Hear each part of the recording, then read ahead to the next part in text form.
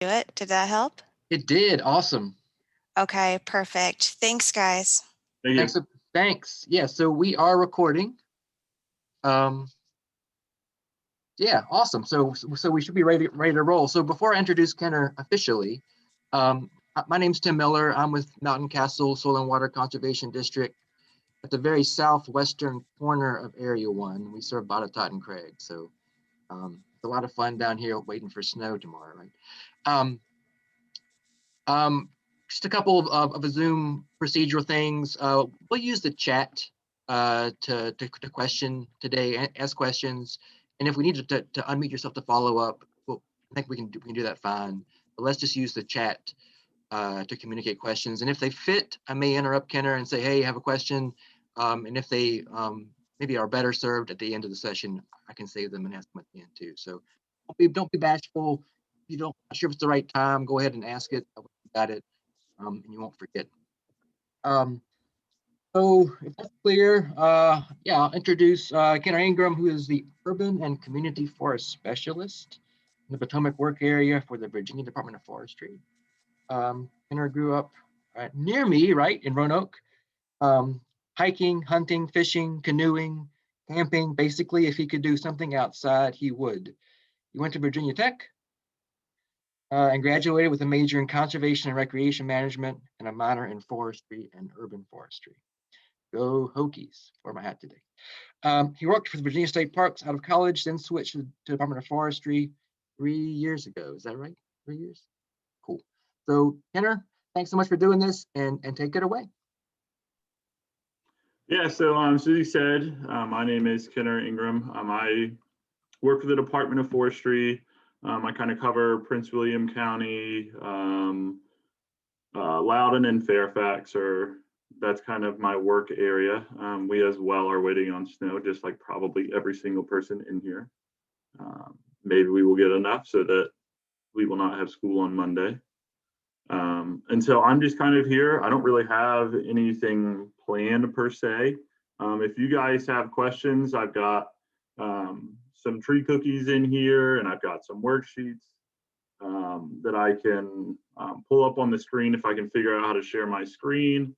So if you guys have questions for forest measurements, that type of thing, let me know.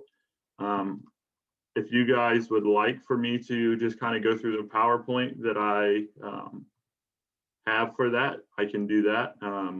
Just put like, I guess, a Y in chat or something like that if that's what you guys want to do.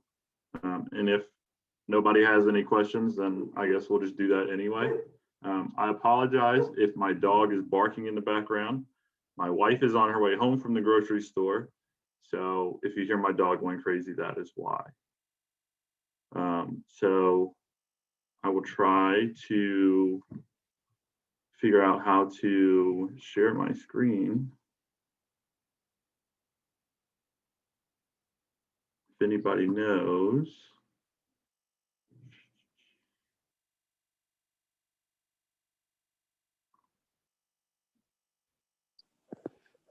There should be a green button near the bottom in your toolbar. Okay. But it's also permission that has to come from the host. So just like she gave us permission to record, she also has a button that says allow the rooms to share screens. So we might have to call her again. Okay. All right. Okay, so there's the. Okay. How did I do that last time?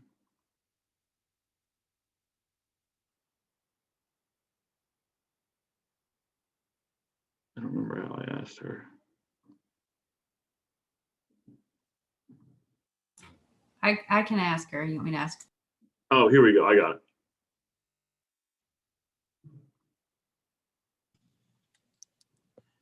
Hey guys, how can I help?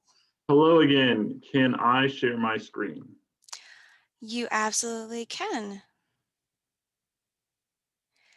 It should allow you to do that already. You're not getting that as one of your options? It said host disabled participant screen sharing.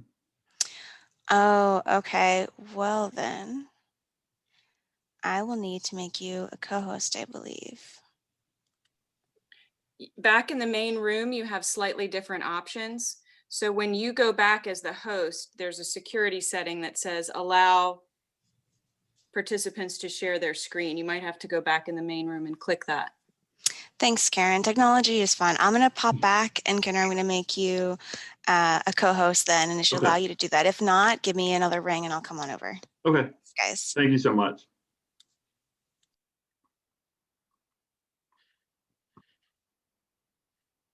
Hey, for everybody, if you use your reactions hand, how many of you were able to take a look at the PowerPoint before today? Just anybody looked at any of it at all to kind of give us an idea of any background knowledge?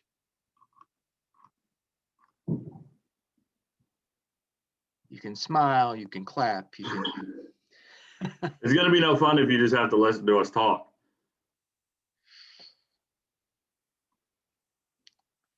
Okay, yes, I'm not seeing a lot of reactions, so so maybe, yeah, that may be a good thing to do, Kenner, is just roll Okay. through. Hit I the high will. points. As soon as I'm working on clicking share screen. Okay, how about this? How many of you are brand new to Envirothon? Is your first year? Cool. Okay. So we have at least several. There we go. Awesome.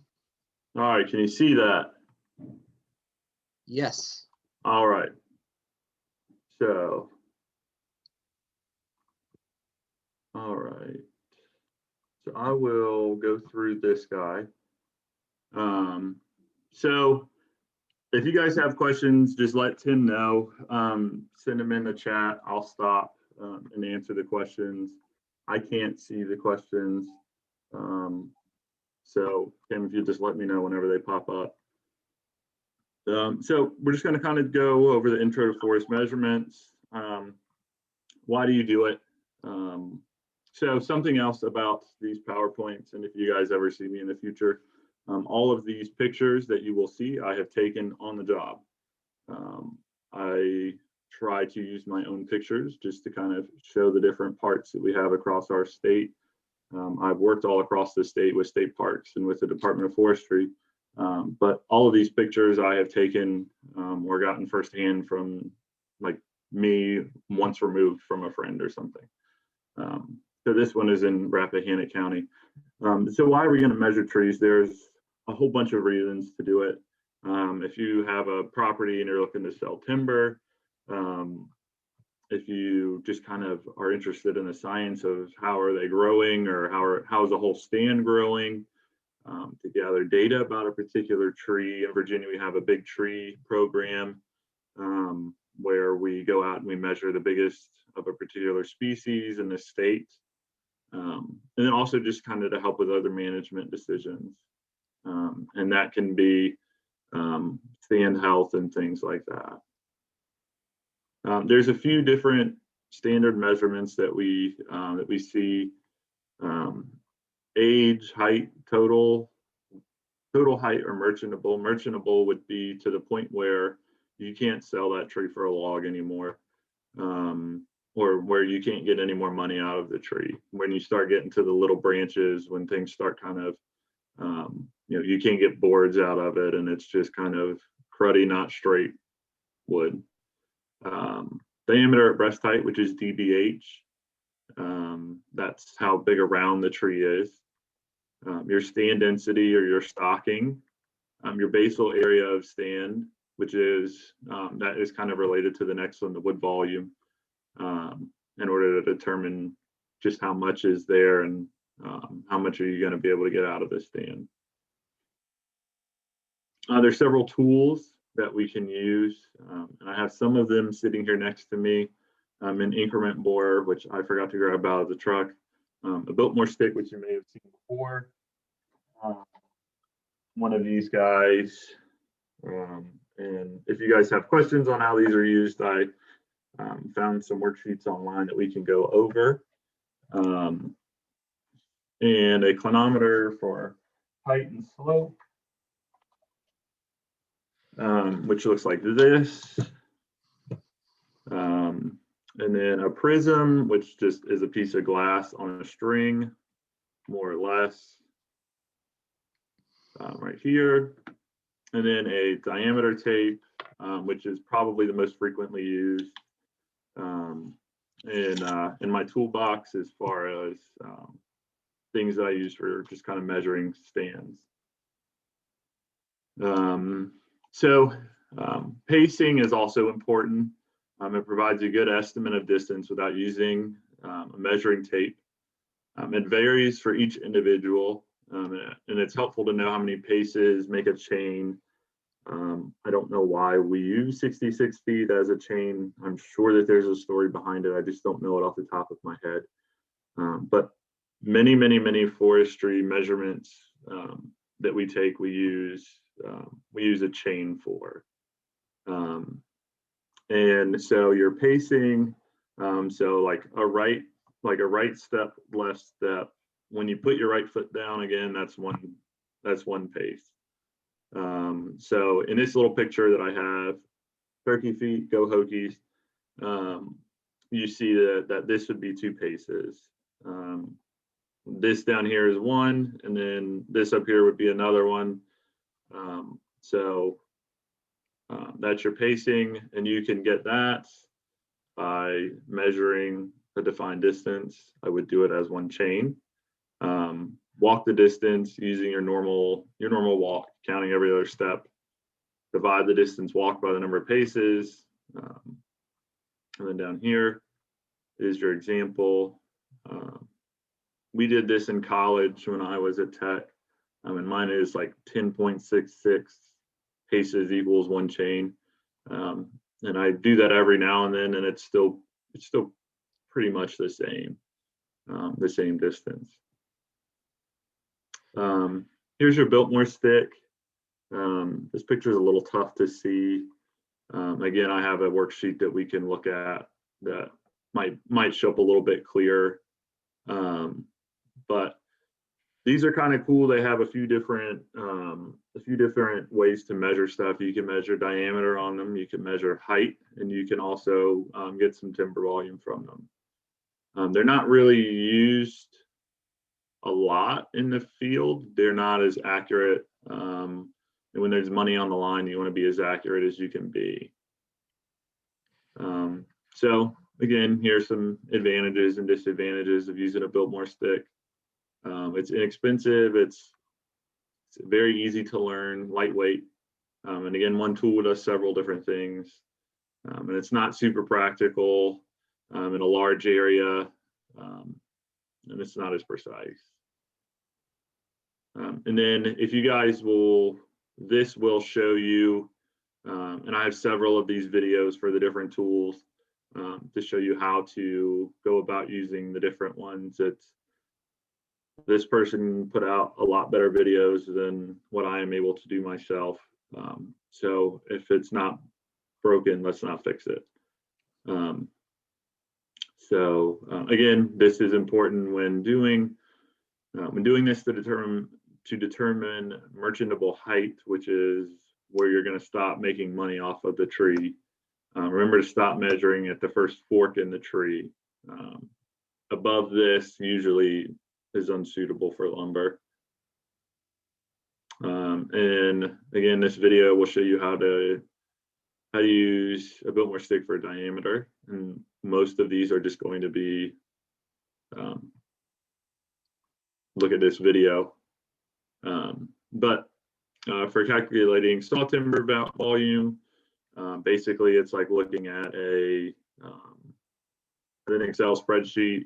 You match up one column to another column, and then that will give you your answer. I don't know if you can see, if you can read this or not, but here we have 2 16-foot logs, and they're 12 inches. So go to 12, go to 2, and it matches up at 92. So your volume is going to be 92 board feet. How to measure with a D tape. Again, there's a video on that. And it is pretty much as simple as taking a tape. Here's your tree. That tree is standing, wrapping your tape around it. Now the real test, if I can get this to line up on the camera. So wherever your tape, I don't know if you can read that or not, but wherever your tape crosses that 0, so this one would be like 7.3. You just wrap it around the tree at 4.5 feet off the ground. That is our standard diameter at breast height that we use, and that will give you your tree diameter, which can be used for a bunch of different things. Clinometer, I'm not even going to try to show you how to use one here because I cannot hold that eyepiece up to the camera and get you to be able to see everything. So this video is very good at that. It tells you which side to look at. And this is one of those where you're going to need to be a chain away in order to get that done, which is why pacing is good in this field, to be able to tell a chain, because you're going to be using it a lot if you are trying to make money with this. Your increment bore basically just looks like it is just a big hollow drill bit. It is kind of just that. You screw it into the tree, and it pops out something that kind of looks like what the inside of a straw. Basically, it just comes out of that tube, and it will tell you the age of the tree, and it is a safe way of telling the age of a tree, the only way of telling the age of a tree without cutting it down. And then you just count the rings. So with that, that's kind of about all I've got. Does anybody have any questions yet? Kimberly had a really good question. Yeah. About how this might look in a virtual competition. How might teams have to measure in a virtual competition? Yeah. So I kind of thought about this, and probably what I would do, there'd be pictures, and it would probably be. Let me see if I can pull up. Oh, where is it? So probably, can you guys see this screen? Can you see that? No, we still see your power. Oh, yeah, now we got it. Okay, so it would probably look something like this, where you would have measurements. I'd give you the DBH and the height, and say something about calculating the board volume, something along those lines, and then here is something else that we can do as well. Where you can see, here's your, this tree is probably about 2.5 tall. Now your merchantable is probably going to stop here. I probably would not do a pine tree just because it's very difficult to tell where you're going to, where it's going to be too small to get anything out of. I'm not going to try to trick you up. I would probably put a giant branch off to the side of it or something like that. So you've got the two logs, and then I think this one actually, yeah. Okay, so these are different. So I would give you something like this and just say this and this would equal what, or give you, maybe make you work it backwards or something like that, or say if you get 2 logs and your board foot is 47 feet, what's your TBH? Something like that. I'm not going to try to trick you up, I promise. Cool. And another question is there any way that we can get some of these resources to practice with before the competition? Yeah, this website is Yeah, this website is, I just typed in Billmore Stick learning, and this is kind of what came up. If you guys want, here is my, let me knock this guy down. If you guys have questions or want me to send pictures, I can go outside and take pictures in the neighborhood or something like that, of this stuff, and just shoot me an email. And yeah, I can do that. That's no problem. There's my email. There's my work cell. Shoot me an email, give me a call. And if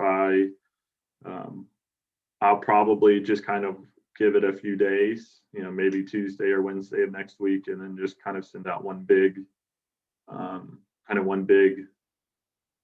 worksheet kind of thing. Put 5 or 6 examples of it on there, something like that. So, and as far as some other stuff on the test, it's probably going to be more of a multiple choice for some things, because if there's if I have a tree ID, you can't feel that leaf from where you are. It's hard for me to say, yeah, tell me what this tree is just based off the leaf. Some of them you can do and some of them you can't. So maybe I'll do that on the worksheet, and you guys let me know what you think. Is it too difficult?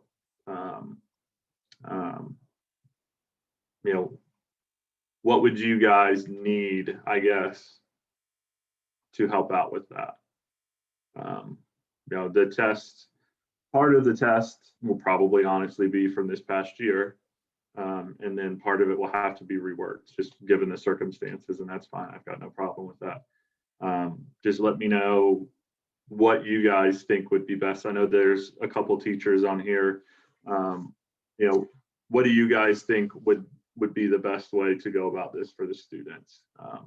Again, I'm not trying to, this is a fun thing, and it's a competition, but I'm not here to give everybody a 0. So whatever you guys think.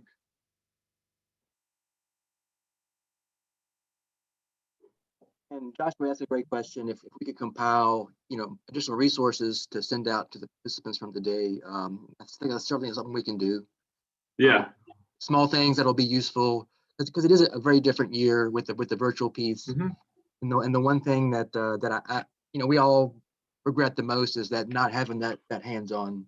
Yeah. Oh yeah. Piece. So, Absolutely. So more practice with that, I think for sure we can do. Happy to do that.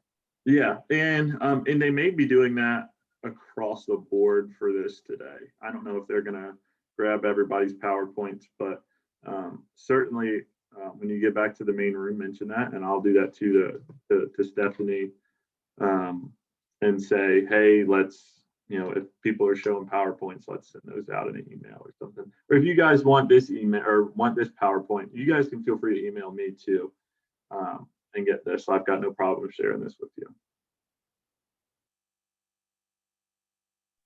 And all the training PowerPoints are on the Virginia Association of Soil and Water Districts website. And I'll try and find that and stick a link in there. Okay. So the beginner and the advanced tracks, and maybe we can talk to Bonnie and hopefully we can add additional resources there as we see fit. It's probably a good place to do that. Yeah. All in one spot then. Yeah. And we have a question about compiling the videos. Could you maybe clarify that one, what you mean by that? Take yourself off mute, and want to make sure I understand what you mean.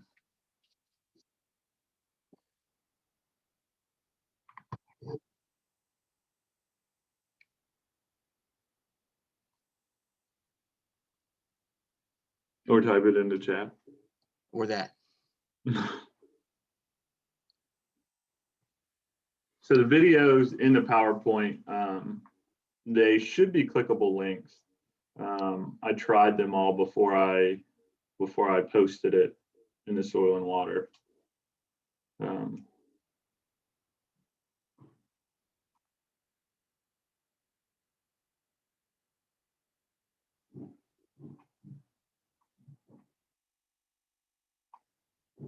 anybody else with questions, feel free to shoot them out. I guarantee that you're not the only person who's having it.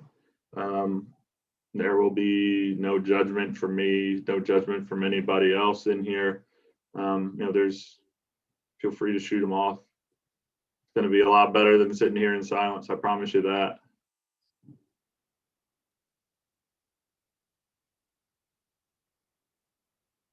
So, if you want to talk maybe a little bit about what you feel like the test will encompass besides measurement, and maybe some tree ID in a way that we can figure out how to do that. Yeah, let me take this off of screen share.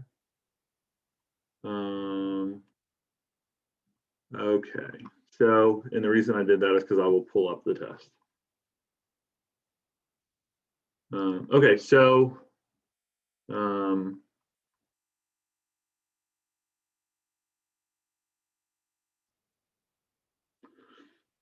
okay, so last year I made a test for area 2.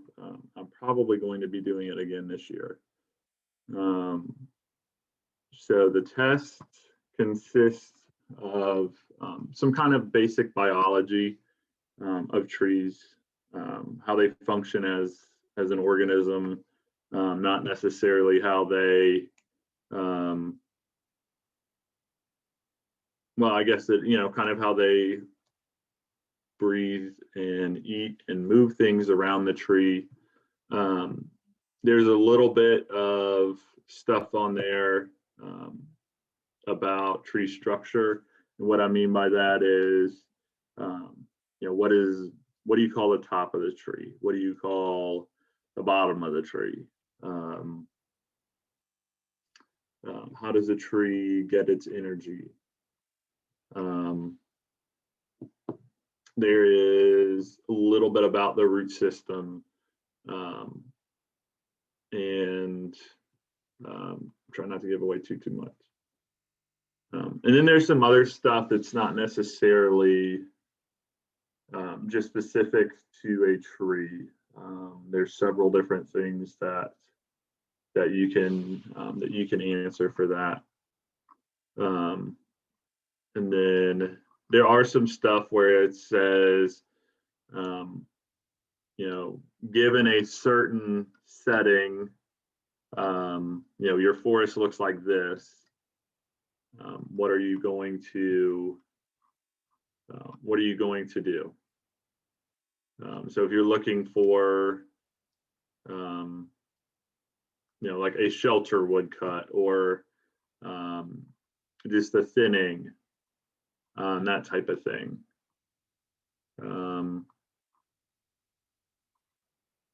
Try not to give too much away here. Some forest health and management goals and issues, things for and against. Why is it good to have trees? Why not? Why not put something else in there? So yeah, so those are all kind of easy things to look for, things to look at. Again, I'm not going to try to go crazy on this test. There are many different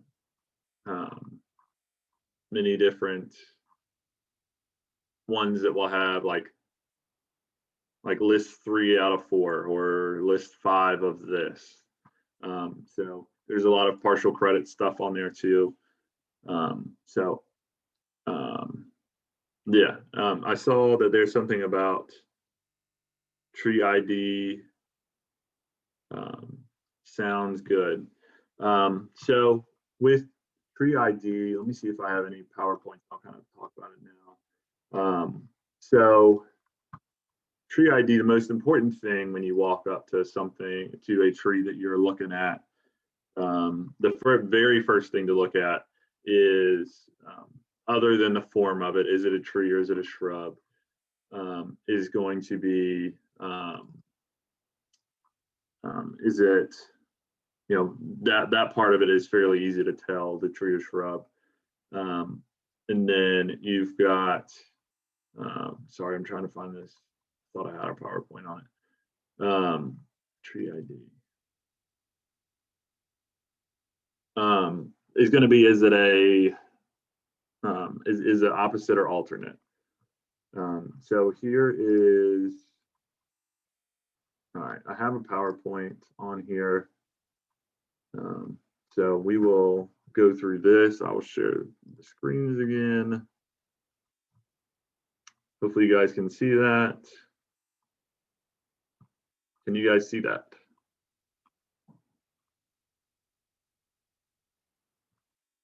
Hopefully. Not Okay.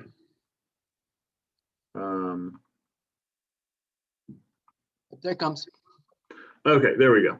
So, so your fundamentals of ID are your branching pattern, twigs and bark, leaves, buds, form, location, and species characteristics. And so what I was talking about first was your branching pattern, opposite or alternate. Maple, ash, and dogwood, all we've got for opposite. And there's pictures of that on the next one. Opposite is going to be, what I always say is, it's like your arms. Alternate would be like an arm and a leg. So maybe an easy way to remember that is alternate starts with AL, arm and leg. Start with AL. That could be one way to do that. But you come up to something and you see it's opposite. Okay, well, now we got to narrow it down.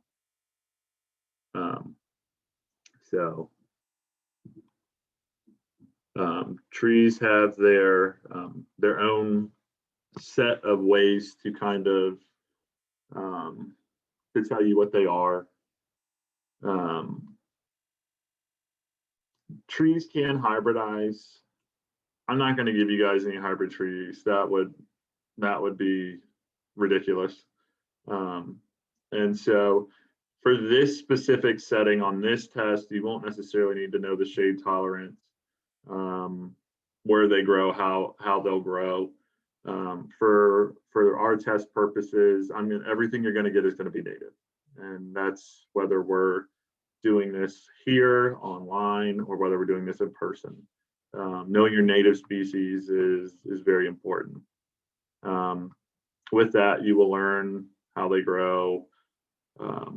You can almost kind of look at something and go, hey, it's a wet site. Okay, well, you might have sycamore, you might have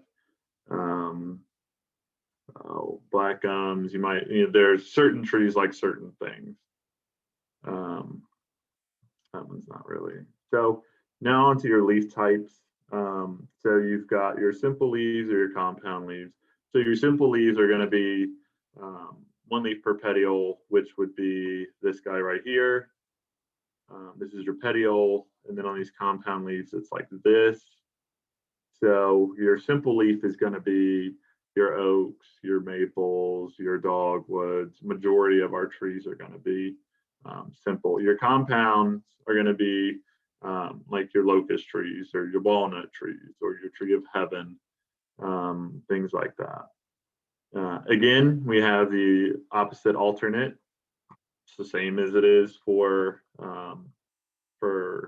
branching structure. Bud differences, I can send out this bud ID sheet. I find it very difficult without this sheet when I'm in the field to be able to identify a tree just specifically off of the bud itself. So with oaks, what you're going to see, and if you're out in the field, this would be something that might be a little bit easier. But look on the ground, you see acorns. If you ever go out and you're looking at trees and you can't figure out what it is and you just have no idea where to begin, start looking on the ground. The leaves are going to be there from the fall. And if you're in a field and this is the only tree, probably going to be the majority of the leaves on the ground at the base of the tree. So start looking at stuff on the ground. That's going to help you identify what you got. And then this is very important, very important next to this guy. Your white oaks have rounded tips. You can see there's no points on any of these guys right here. And then when you get down to your red oaks, they have the bristle tips. They kind of come to a point. Unfortunately, red rounded doesn't work for this. I wish it did. But do we have any questions up to this point on trees, Tim? Nothing so far. I will just kind of throw out another great resource that the Department of Forestry puts out is the Common Native Trees book, Yep. which is available online. You can download, which is not super practical unless you just need the first few pages to kind of do some vocabulary with opposite, alternate, Yeah.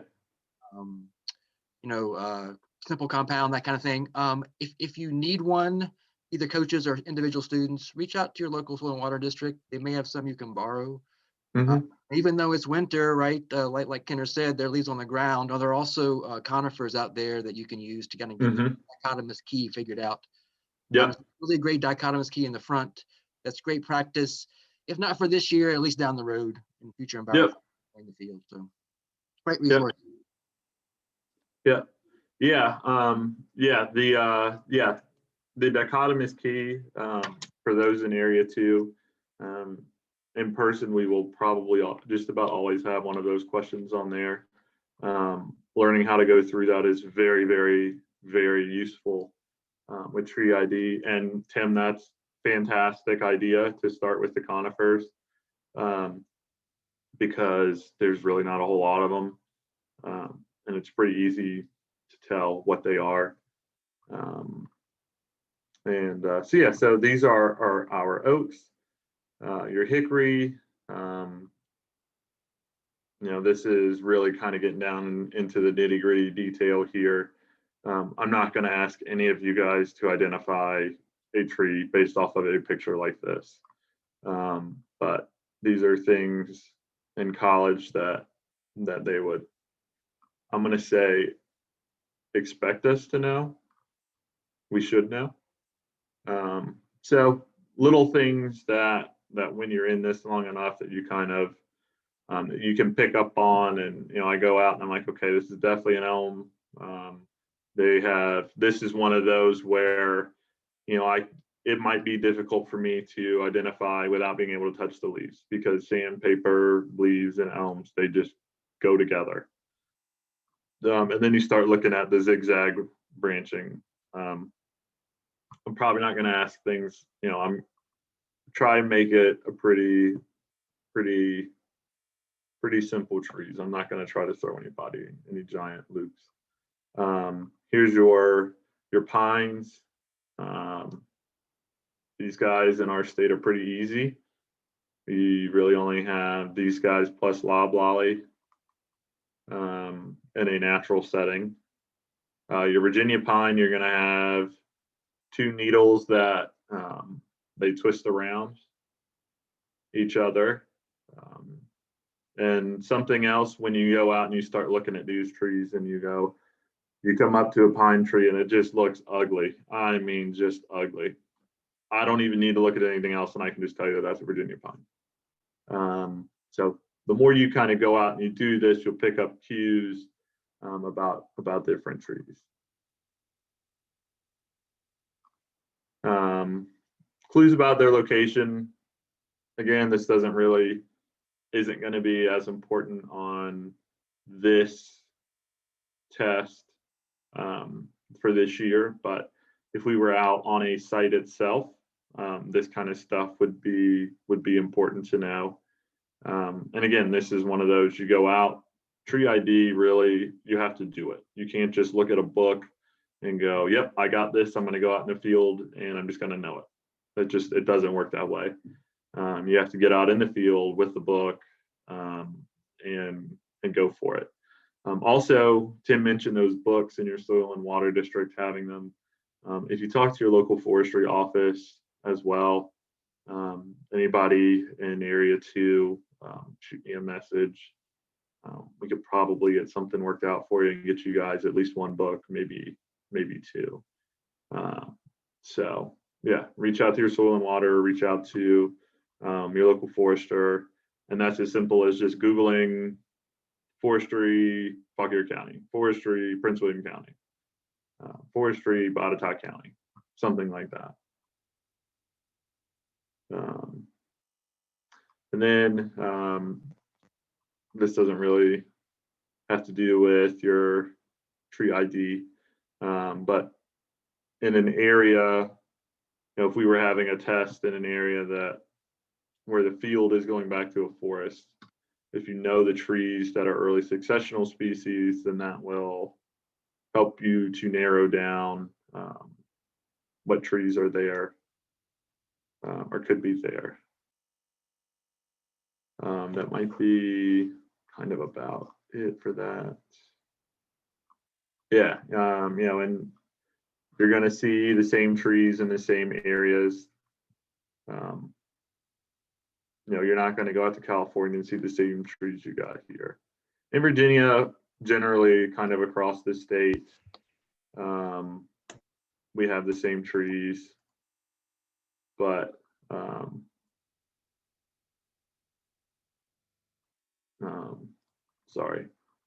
but across the country is when you'll kind of start seeing that stuff. Also, if you, this is good too, the Virginia Tech Dendra website has a pile of information. They also have an app. They have an app for tree ID. If you just type in Virginia Tech tree ID, it will show up there.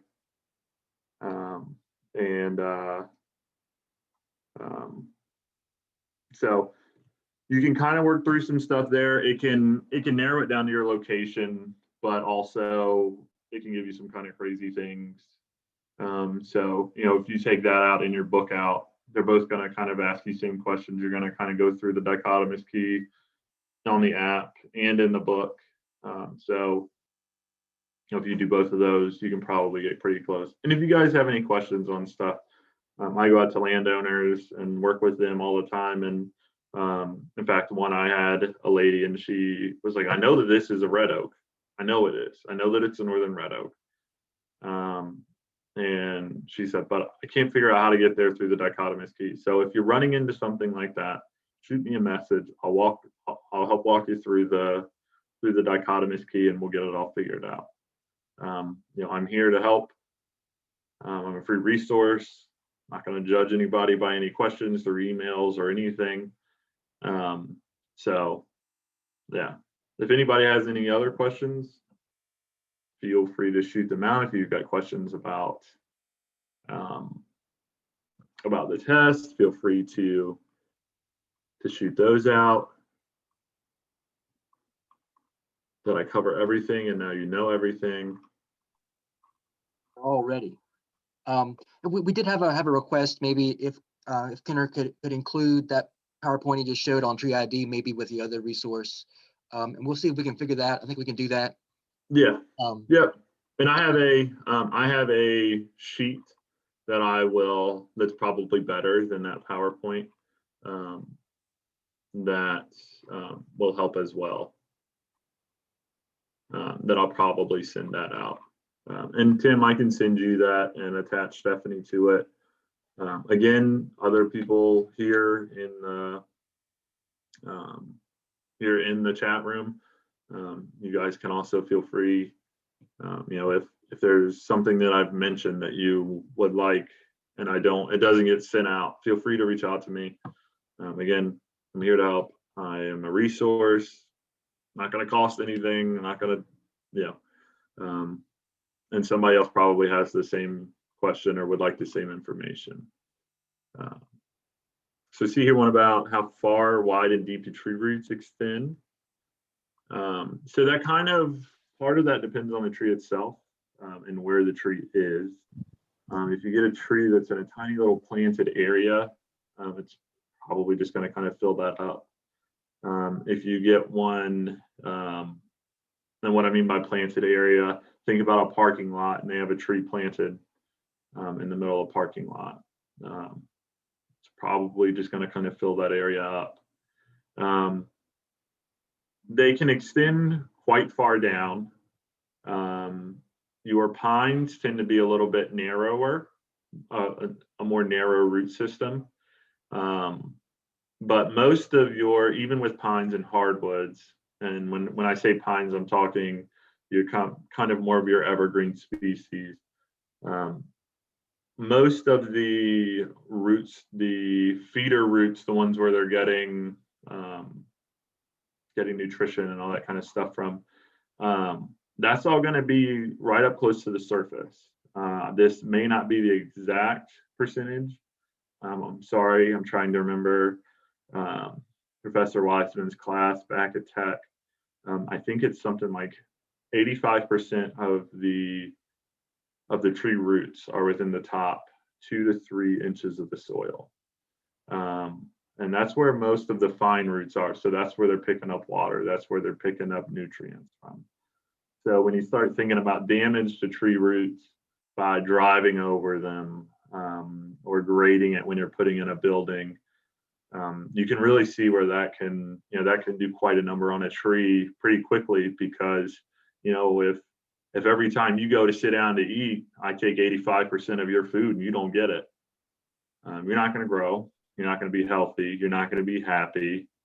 It's going to be a stressful situation and you're going to suffer for it. So that's a great question. Fantastic question. I will tell you that question is a good question for the test. So hope everybody paid attention to what I just said. Anybody else?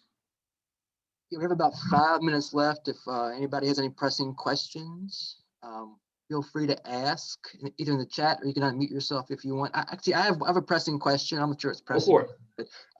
Yeah. So, are you gonna have much on the test about urban forestry aspect? There are some things in there that can pertain to urban forestry, but also not just. That can pertain, I'll say can pertain to urban forestry. It's not like an urban forestry question. It's more of like a tree benefit question. And it can apply to, here in my townhouse's front grass area, or on someone's 20-acre lot with a tree next to their home. So yeah, either or, good question. Any other questions out there? If you'd like to unmute yourself, you can ask it that way too. Yeah.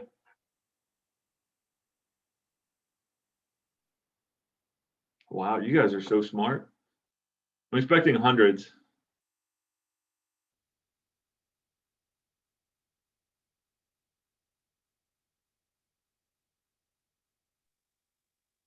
Nothing at all. Okay, well, I guess your science teachers are doing quite well, or you watch the videos and you know everything.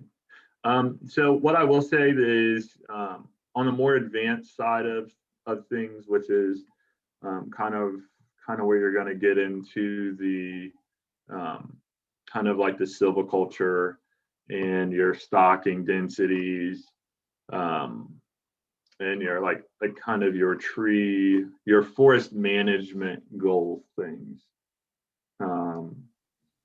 If you guys have questions on that as well, I know that session is going on concurrent to mine.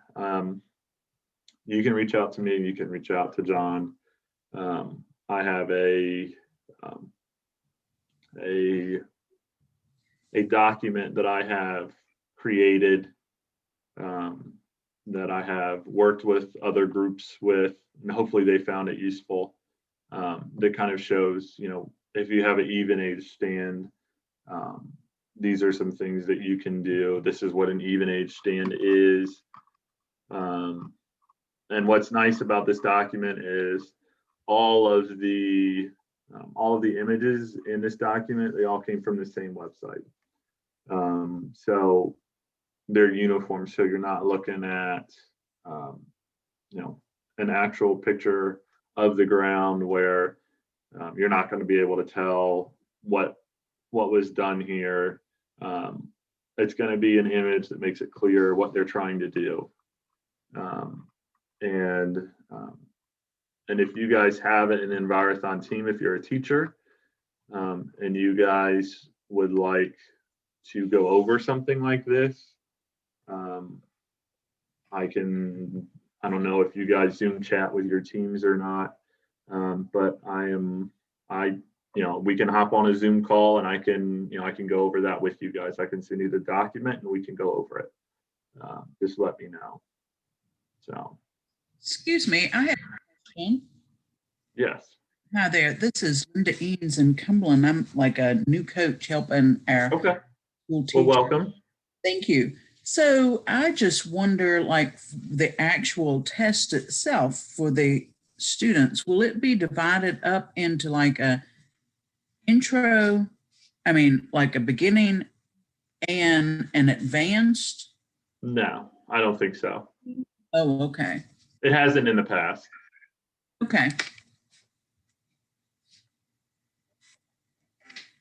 Thank you. Mm-hmm. Thank you for your question. And Sure. welcome. And Right there. if you need, Linda, if you need resources for things, feel free to reach out. Thank you. My partner's on here too, so I'm sure that we will be reaching out. Okay, please do. Please do. And just a reminder, for you coaches, go ahead, Josh. Oh, okay. Just real quick. I'm Mr. Josh Fleener. I'm the other coach in Cumberland County. I actually put my email in the chat box. So any and everything you guys would be willing to share we're both first year coaches trying to get this started in Cumberland. So any and everything, please feel free to share. We would appreciate it. Thank you. Yeah. And if anybody has any tips for those two for getting stuff started, and you don't have to necessarily just go to them, but if you want to pass something through me, I could pass it through to them for kind of getting something off the ground. I know that my wife is a teacher, like I said, or if I didn't, she is a teacher. And getting something kind of off the ground in an organization can be quite daunting. But I see that our time is slipping away, but I just wanted to say thank you guys for tuning into this. Again, any further questions, if I said something in here in 20 minutes, you think about it, feel free to reach out. Thanks so much, Kenner. We really appreciate all your hard work and your support. Yeah, and aquatics is next, and you can choose either the beginner track or the advanced track at that time. So thanks for coming.